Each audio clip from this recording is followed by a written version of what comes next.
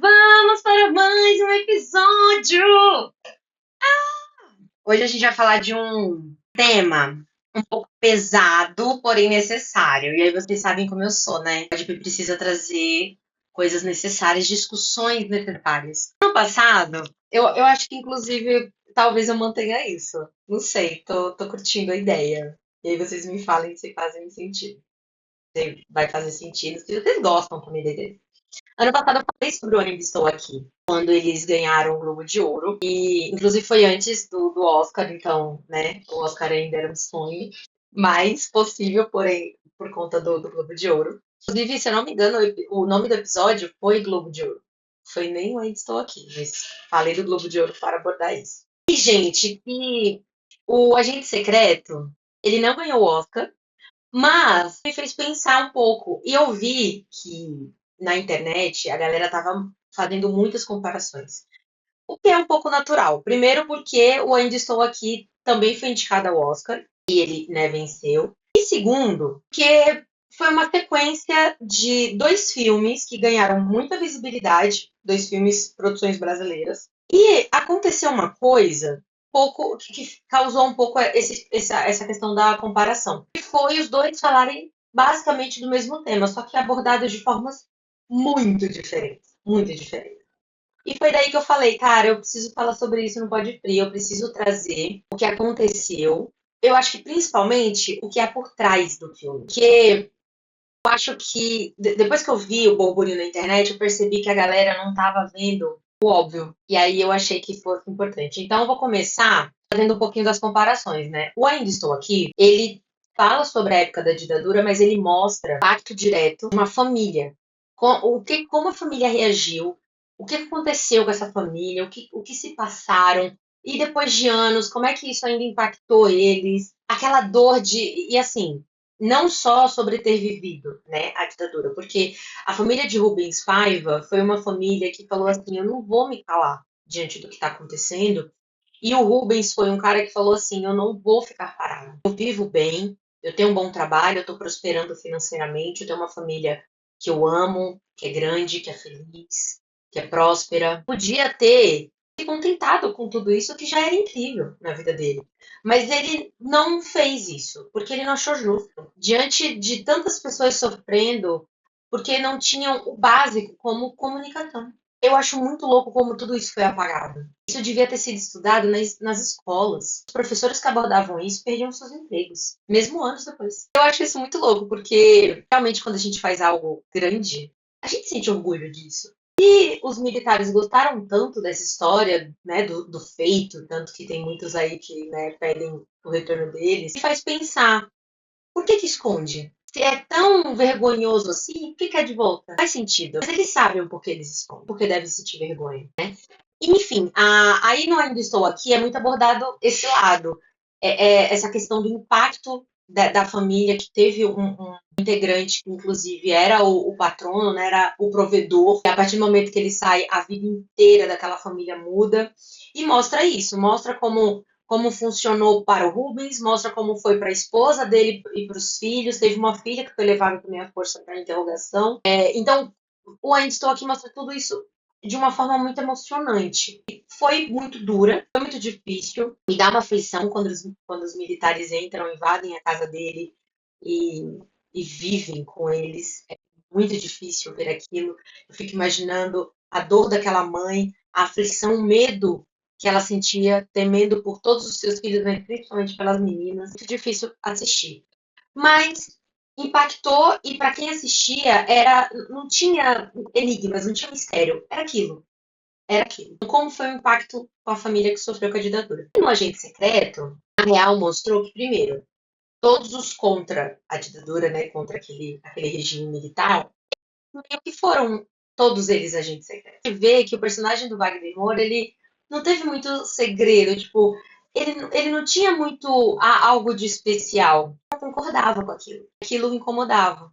E a partir daquilo, ele determinou que ia fazer alguma coisa, né, pra acontecer. O filme todo, ele não é claro. Assim como a ditadura também não foi.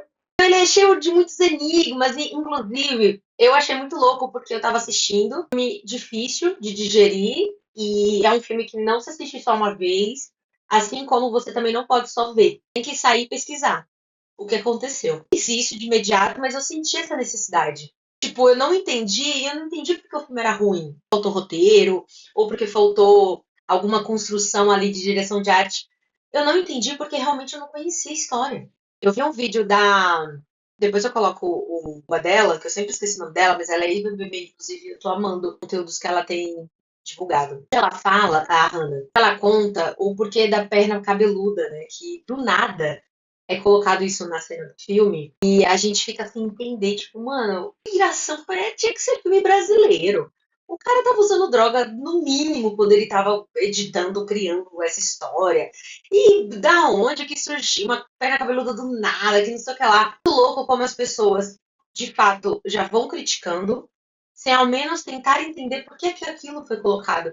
E eu achei brilhante a colocação dessa história, porque é uma coisa tão absurda, como se ele obrigasse a gente a ir atrás do porquê daquilo, por que que foi colocado. E a Hannah falou um pouco sobre isso. Eu achei bacana que teve parte da história que ela até falou assim, ela chamou o namorado para falar, porque ele entendia um pouco melhor sobre aquela parte. E eu achei isso genial da parte do criador, né, de tudo isso. Eu sei que é uma junção, né? O filme não se cria sozinho. É importante ter os diretores de arte, de roteiro, de cena, para fazer tudo acontecer. É importante os atores também compararem a ideia e a história para dar vida àquilo. Texto, figurinista, diretor de fotografia também, para colocar o cenário de uma maneira muito legal. E eu achei isso genial. Mas eu colocaria que o espectador, como filho do personagem do Wagner, cresce, inclusive contém spoiler. Eu acho que, né, eu já devia ter colocado isso de primeira, mas nas inscrições vai haver essa notícia para ninguém se decepcionar e brigar comigo. Mas o filho dele cresce sem saber da história. O jornalista, quando vai conversar com ele, perguntar sobre coisas do pai dele, ele vira para ela e fala uma coisa que eu achei muito forte. Você conhece mais o meu pai do que eu mesmo. Eu tenho fragmentos de lembranças dele, mas ele morreu, eu era muito jovem, então não lembro. Não lembro, passa muito distante, né, da minha cabeça. Mas voltando, diferente do Antes Estou Aqui, ele deixa muitas lacunas durante a história que é contada. E é de propósito. Então eu achei isso muito bacana. Eu não fazia ideia da história da Perna Cabeluda. Os jornalistas não podiam, ao menos, retratar o que acontecia. Aliás, eu quero até trazer uma coisa aqui que é importante, ainda mais em época de eleição e épocas que a gente discute tanta coisa importante. O jornalismo é muito colocado em xeque. Eu vou colocar aqui uma coisa importante. O jornalismo, né, o jornal, ele divulga fatos. Por mais que há jornais onde o jornalista ele fala a sua opinião sobre uma história, ele não consegue se conter com as emoções e acaba se emocionando dando uma notícia ou outra. Por mais que isso de fato aconteça, o jornalismo ele é feito para contar histórias verídicas. Então, quais são os fatos? Uma prova muito viva disso é essa história do tenente-coronel que cometeu suicídio, feminicídio com a esposa. E foi muito louco, né? Que ele segura essa história que é suicídio. Não, ela cometeu suicídio. E ele mantém essa com convicção, essa versão, mesmo contra todos os fatos, né? Tudo tá contra. Tá tudo mostrando que não faz sentido algum o que ele tá falando. Mas ele tem a autoconfiança do hétero, como ele mesmo colocou, do macho alfa, né? Que ele falava muito isso pra esposa dele. Que medo disso. Mas é a mesma, é o mesmo tom, é a mesma linha que se segue. É a segurança de saber que vai passar impune. A autoconfiança de saber que tá tudo. Mas enfim. O jornal, quando começou a divulgar, né? Houve a notícia, foi encontrado o corpo, como aconteceu. Eles não emitiram opinião. Eles colocaram no final. A família não tá vendo sentido nessa história que está sendo contada por ele. Até porque eles viviam um relacionamento abusivo. Opa, né? Então vamos lá. O que será que está acontecendo? Os jornais, pelo menos os daqui de São Paulo, Bom Dia São Paulo, o Jornal Nacional, eu percebia que eles não estavam pendendo para um lado ou para o outro. Eu percebia que eles estavam colocando os fatos na mesa. O que aconteceu? Eu vi que hoje um jornalista, não foi um jornalista, acho que foi um perito, o quão foi importante os profissionais que foram na hora que foi feita a chamada pelo próprio humilhante, né? O quão foi importante eles não considerarem ou levarem em consideração que ele era um tenente-coronel, que era importante averiguar tudo. E se não fosse a postura deles profissional de perceber as coisas, eu estava no banho, eu vi um barulho e foi um tiro. Mas Por que que ele não tá molhado? Por que que ele não parece tomar um banho? Porque mesmo com a orientação dos profissionais, ele ainda assim foi tomar banho, levou as roupas e coisas que não podia para o banheiro. Então, como foi importante ver isso? Mas eu percebi isso. Eles mostraram os fatos e eu assistindo aquilo, eu na hora vi, cara, certeza que foi feminicídio. Eu fiquei pensando muito nisso. Mas ninguém esboçava a verdadeira opinião. É isso que o jornalismo é. Ele fala sobre os fatos, ele apresenta as provas. Olha o que foi colocado, olha como foi dito, olha como. Enfim, é sempre assim. E aí, alguns jornais permitem, né, que se tenha, que se esboce uma opinião, e ele deixa claro que essa é a opinião dele ou dela, que isso foi uma emoção que partiu dele ou dela, mas que não faz parte do cenário. E no Ainda Estou Aqui, era a mesma coisa, né? O jornalismo não podia parar de acontecer, mas a ditadura não queria registro. O regime militar não queria provas. Ei, ninguém precisa saber o que está acontecendo no Brasil. Não, ninguém vai falar sobre isso, não. Eles tinham tanta consciência que o quão aquilo era absurdo, eles faziam mesmo assim, sem vergonha. Quer dizer, vergonha tinha, né?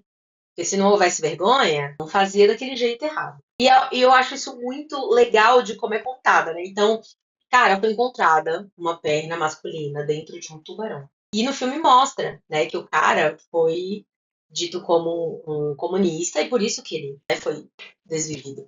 E aí eles colocaram isso como e eles não queriam que fosse encontrado, que fosse investigado.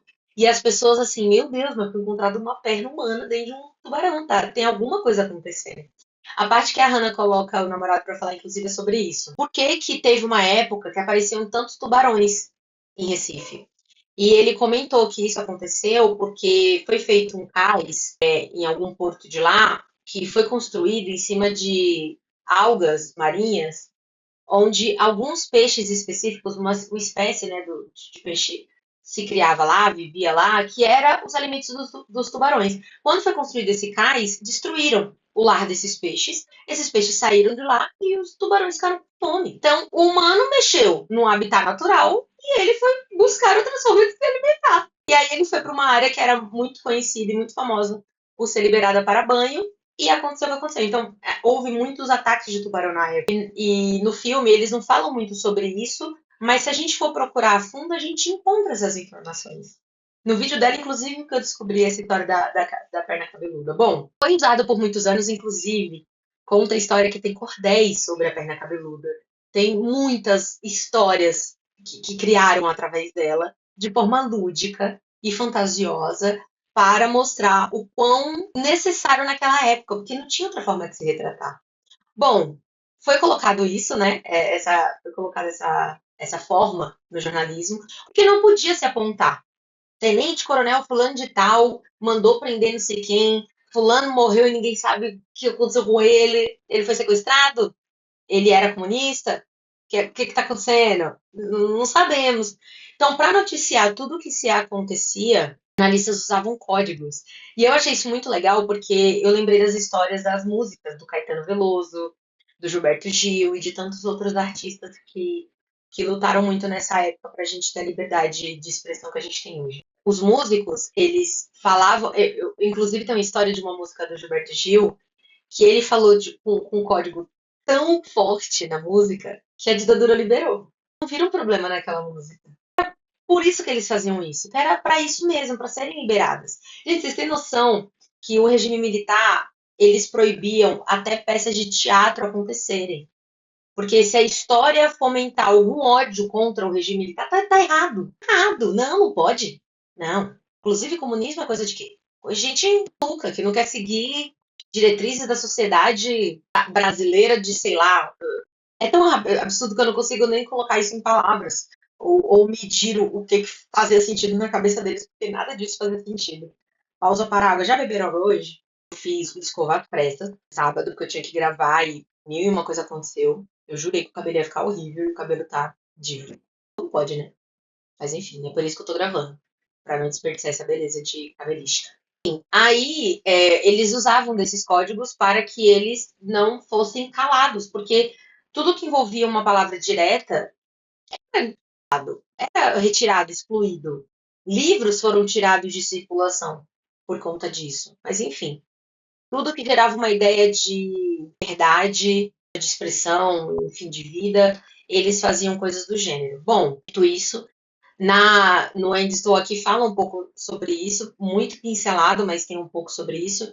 E no Agente Secreto, eles mostram, por exemplo, essa história da perna cabeluda. E com a Hannah descobri isso, que foi feito cordel, foi criado outras histórias, e que até hoje é falado sobre isso. Só que a gente estudou isso na escola, gente.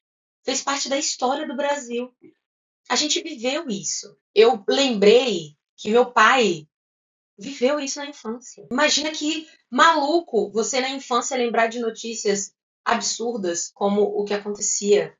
Uma pessoa simplesmente sumia. Tem pessoas que até hoje, o Rubens Paiva parece que demorou mais de 50 anos para ser aprovado a certidão de óbito, né, e comprovarem que de fato ele morreu.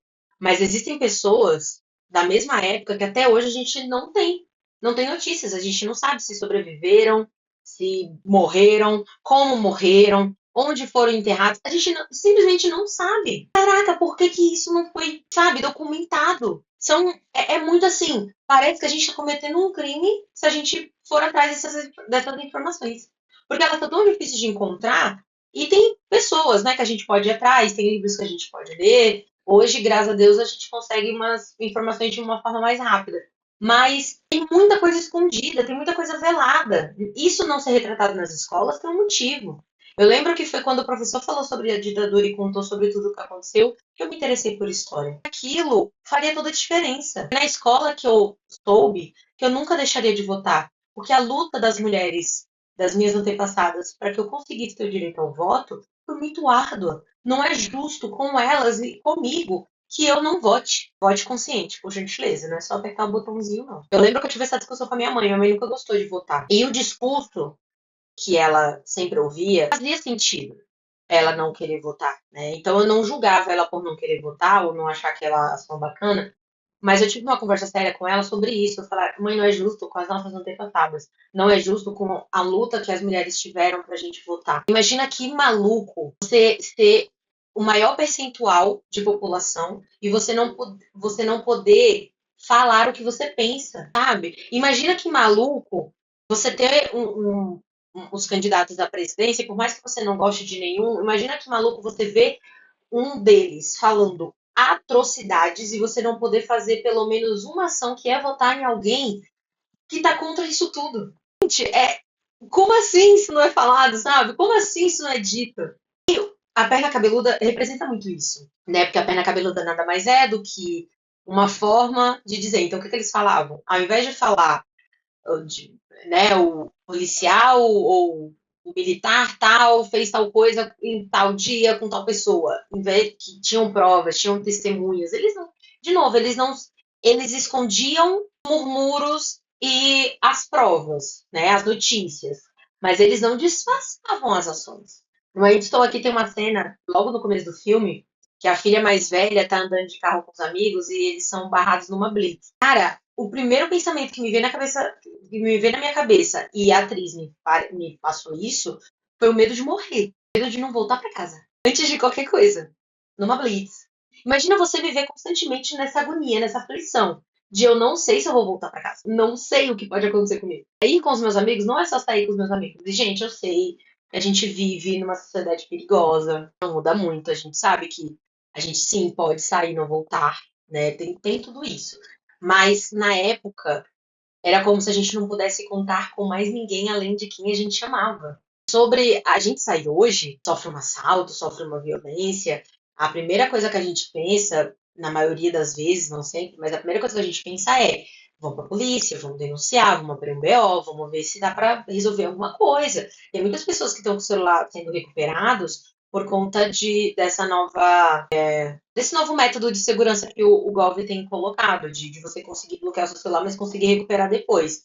Então, é muito bacana isso, né? E a gente consegue recuperar. Então, dá mais vontade de denunciar, porque a gente sabe que caso seja for encontrado, a gente pode recuperar o perdido. E se não puder recuperar, pelo menos denunciar faz. O policial uma vez falou da importância de você abrir um BO quando sua cama sala. Porque quanto mais BOs, mais fácil de rastrear. Então, opa, aquele lugar está tendo muito tá abrindo muito BO, tá tendo muito assalto, vamos aumentar a segurança naquele local.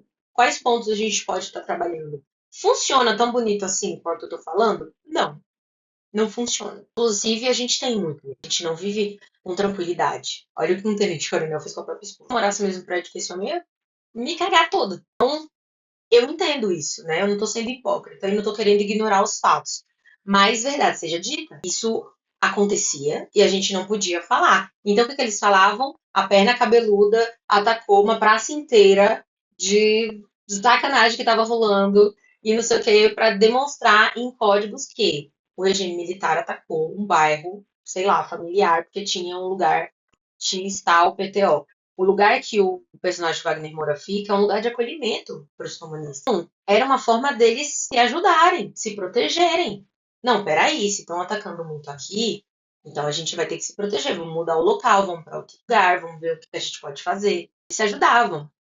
Contando um pouco a história do filme, o personagem principal, né, ele é professor universitário e ele trabalha numa área de pesquisa. E ele trabalha, a pesquisa dele é tão boa que tem saídas muito positivas, tipo, a visibilidade começa a crescer internamente. A primeira coisa que eles fazem é cortar. Eu lembrei daquela doutora que criou, eu não sei se foi um remédio ou um mecanismo para fazer os paraplégicos voltarem a andar, né? Já tem histórico de que acontece de fato, já tem uns testes e tal. E aí eu achei muito louco que nas entrevistas ficaram chocados com o tempo de pesquisa e desde quando ela, né, iniciou, e quanto tempo durou. E até hoje ela não tem a patente. E aí já passou da fase, né, de patente, ela só conseguiu dar conta de pagar o nacional, o internacional parece que está em aberto, e ficaram chocados também quando ela falou que teve que investir do próprio bolso. E, gente, pesquisadores, eu não sei se vocês sabem, mas ganham muito mal. E é uma profissão que não dá pra você fazer, eu vou fazer quando dá. Então, tipo assim, eu vou ter um trabalho normal pra me sustentar e vou ser pesquisadora das minhas horas vagas. Não tem como. A pesquisa precisa acontecer e precisa ser em período integral. E eu vi as pessoas, né, impressionadas com aquilo, tipo, ai meu Deus, como pode, tanto tempo assim, ela perdeu uma das patentes possíveis já por conta de tanto tempo assim, e teve que investir do próprio bolso, e nossa, que absurdo, isso não tá acontecendo de hoje, isso não vai parar de acontecer. Eu vi nesse final de semana que eu acordei mais cedo no sábado, eu vi que tem uma notícia que uma menina ganhou um prêmio internacional da ONU por ela fazer um. Ela tem uma pesquisa onde ela conseguiu transformar água potável. Então, ela levou para algumas comunidades indígenas aqui no Brasil água potável. Ela falou que ao criar a empresa, ela teve que criar a empresa porque ela percebeu que para ela ampliar e ajudar mais pessoas, ela precisaria abrir um CNPJ e precisaria vender para buscar investidores e fazer acontecer. E o que eu achei bacana foi que ela falou que a empresa nasceu de uma necessidade e de um propósito. Então não é só sobre lucro, é sobre ela querer o bem da população. E a água está acabando, galera. Então o que a gente pode fazer para contornar essa situação da população que só cresce e cresce e destrói? Se a gente conseguir transformar a água que a gente não pode consumir em água potável, isso é genial, é apoiado. Ela precisa buscar por investidores. Mas as chances dela conseguir, sabe? Ela tá na luta, ela já conseguiu bastante coisa, mas ainda não é suficiente. Faz sentido não ser o país que a gente diante da ditadura. Eu fico pensando, cara, somos maioria. Mão de obra, pobres, trabalhadores, somos a maioria. Simplesmente tivesse ido contra, muita coisa poderia ter sido diferente. Se a gente tivesse recebido apoio, muita coisa podia ter sido diferente. E eu tô falando dos sem poderes mesmo. Porque, gente, quantas vezes na história a gente não viu o efeito positivo quando a gente se juntava? O que é uma greve? Greve foi os trabalhadores descobrindo que se eles se unirem e pararem o trabalho, eles são ouvidos. E eu acho isso muito louco, porque assim como o nazismo, eu acredito muito nisso.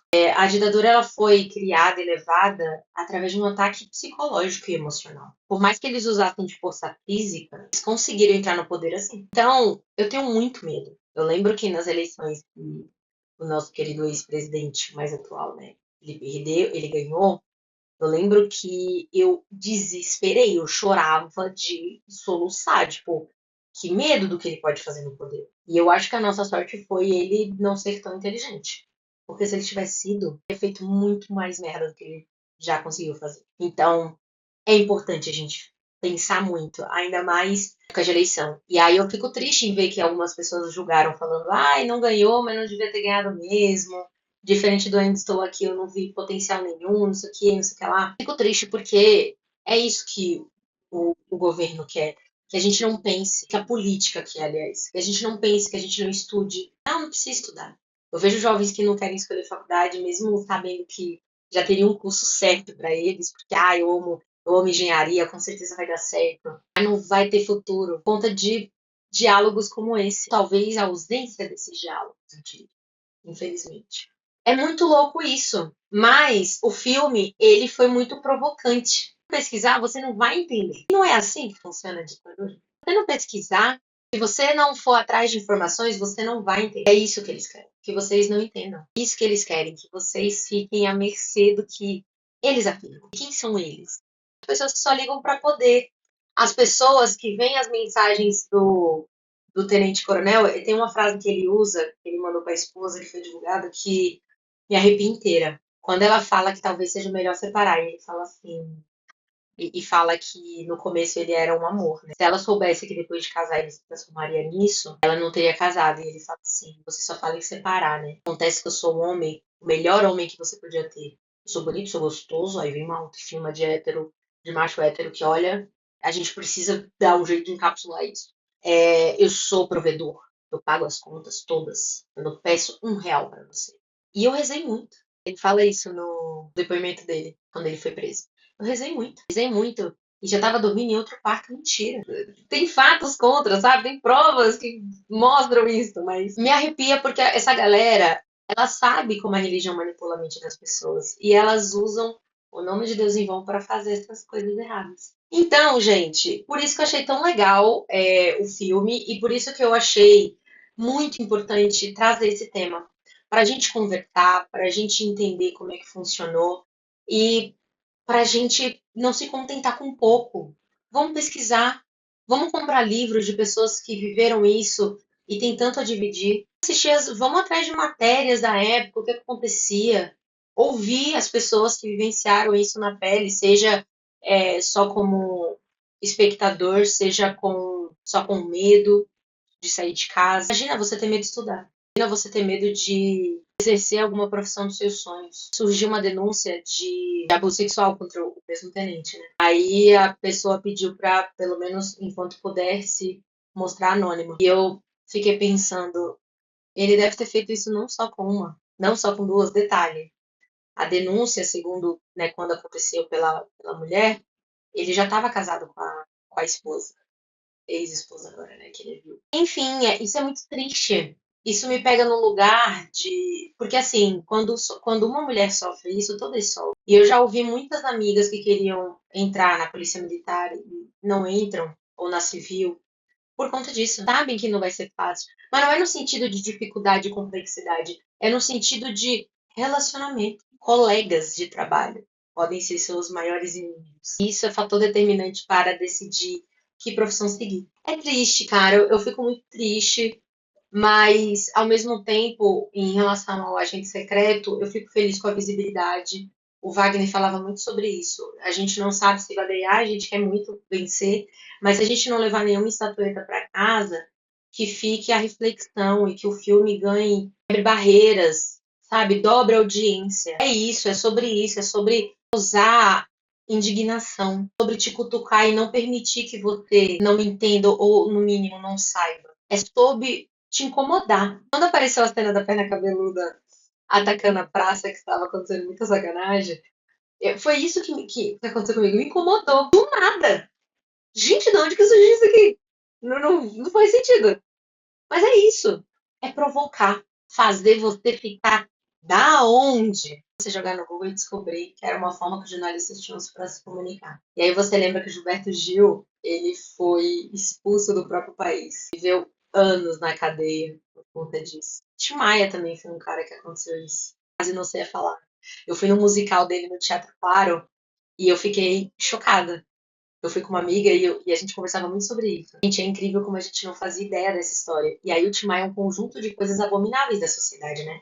Gordo, preto e ainda por cima com alma de artista. Era um insulto para a sociedade, a verdade é essa, né? Mas ele tentou, na medida do possível. Ele não foi um cara 100% correto. Ninguém é, né? Ninguém é perfeito. Gilberto Gil não é perfeito, Caetano Veloso não é perfeito, Tim Maia também não era perfeito. Me deu uma raiva de Roberto Carlos no especial, no musical, porque falava amigo, se mostrava, eu ajudo meu amigo. Foi ele, fez o mínimo pra falar, eu fiz. Pra depois se vangloriar desse pequena merda que fez e sair divulgando de olha que cara incrível que eu sou. Essa foi a imagem que o musical me passou dele. Enfim, gente, eu quero saber. Comentem aqui se vocês já assistiram o filme, o que que vocês acharam. E pode ser honesto, se você não gostou do filme, pode colocar aqui. Mas eu quero que vocês pensem nisso. Tipo, se você não gostou, por que que você não gostou? Não era essa a intenção do filme? Te provocar? Te indignar? Te deixar confuso? Pra fazer você ir correr atrás da informação? Pensem nisso. Reflitam, saber o que vocês acharam e eu espero muito que vocês tenham gostado. Eu espero muito que vocês dividam aqui comigo a opinião de vocês. E é isso. Eu queria muito para esse bate-papo convidar algum historiador, algum especialista sobre, porque é um assunto que me interessa muito. Espero que vocês se sintam provocados. Quem não assistiu,